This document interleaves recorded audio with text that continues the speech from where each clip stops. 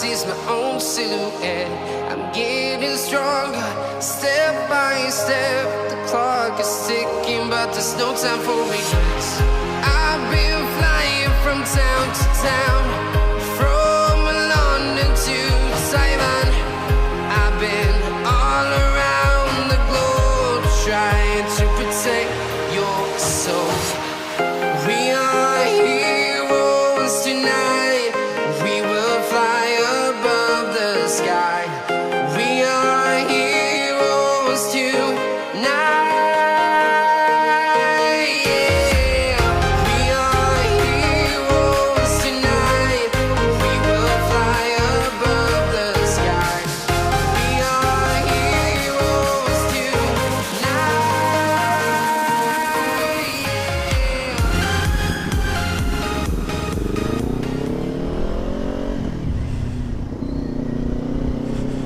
Hello, magandang hapon.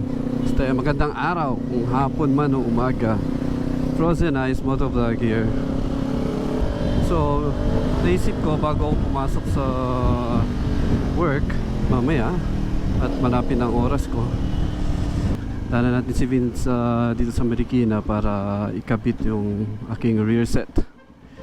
So, kahapon lang ako actually dumating dito sa Manila.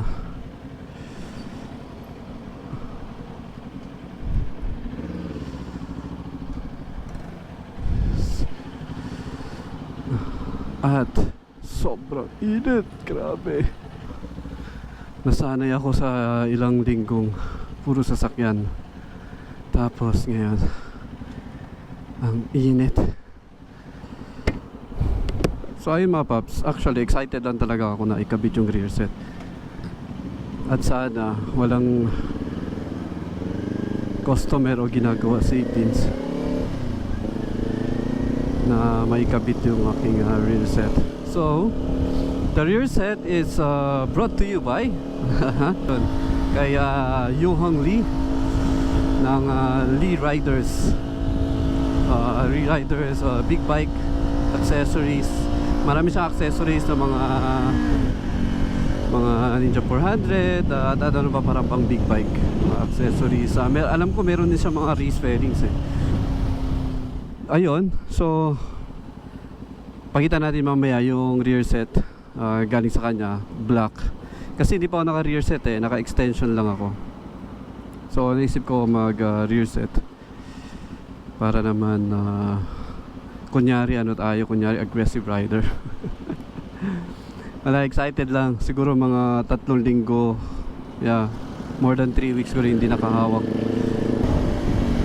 So medyo excited lang tayo.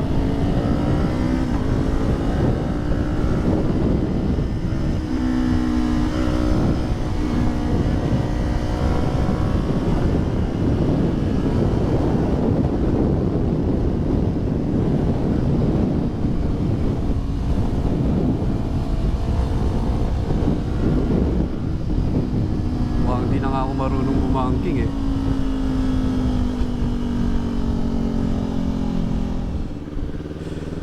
So, nandito na tayo sa Marikina. Looks normal.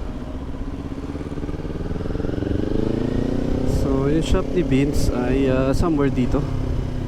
May kita nyo naman na may mga bike shop din dito sa gilid niya. Eto nga. Yun.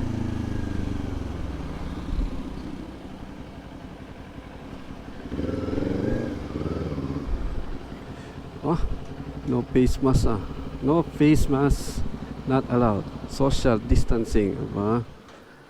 Aba, may mga ganito pa siya. Ayun. So, eto yun.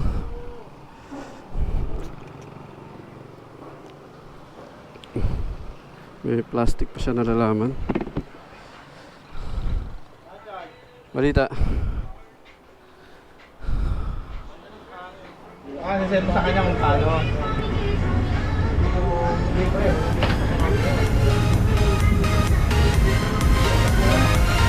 Kailangan natin yung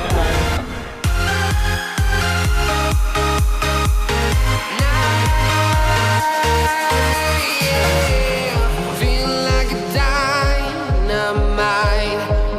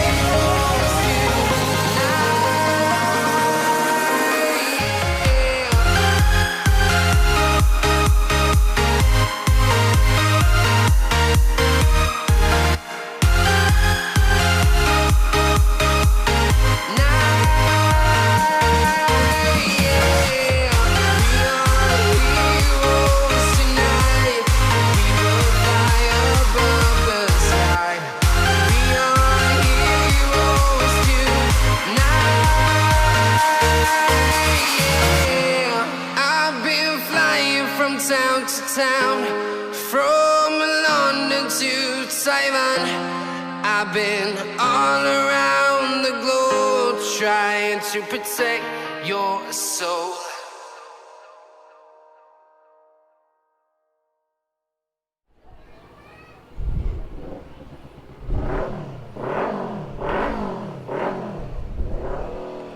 Ayan. At least tapos na. Thank you. Eh.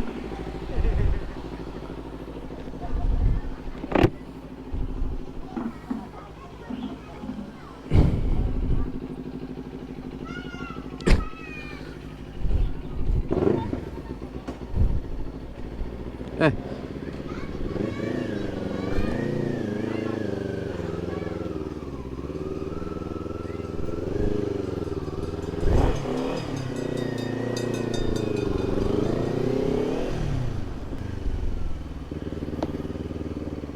Ayun. So medyo nanibago lang ako dun sa shifting. So GP shift na kasi siya. So nag-reverse lang yung ating shift pattern. So ang feel ko sa rear set, since naka-extension kasi ako, konti lang yung difference ng feel. Umangat lang siya konti, pero ayos lang, manageable pa rin. Tapos medyo sumubsub siya konti, or tawag nila mas naging aggressive.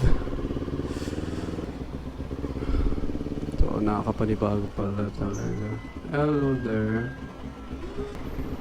Ayun mga pops, nag-install tayo nung rear set. I mean hindi pala ako nag-install, si Vince. So shoutout kay Vince. VTech nagbuya. Buti na lang inopen na nila ito. Hindi na tayo mag-bypass. So medyo matrabaho pala kapag naka-quickshifter ka. Tapos yung rear set. So may mga kailangan pang gawin. Dahil kung paano nila pagkakasya, kasi para hindi sumabit nga yung quick shifter module. Nag-work from motor shop ako. Okay, medyo anong oras na. Buti na lang may break doon sa aking work, kaya pwede na tayo bumiyahe habang break. Again, ayun. So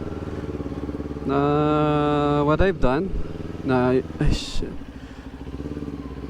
So naglakay tayo nung una itong clip-ons natin.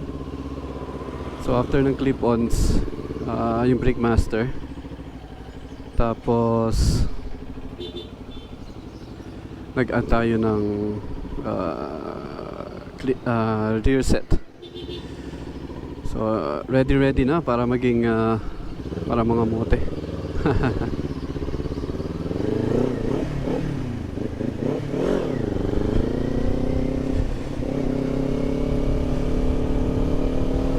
So Marikina looks normal na. I mean, hindi lang naman sa Marikina. Siguro extra careful pa rin tayo.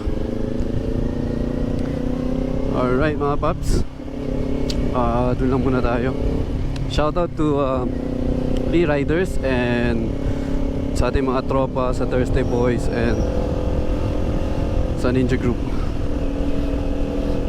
Till then, salamat, bye, cheers.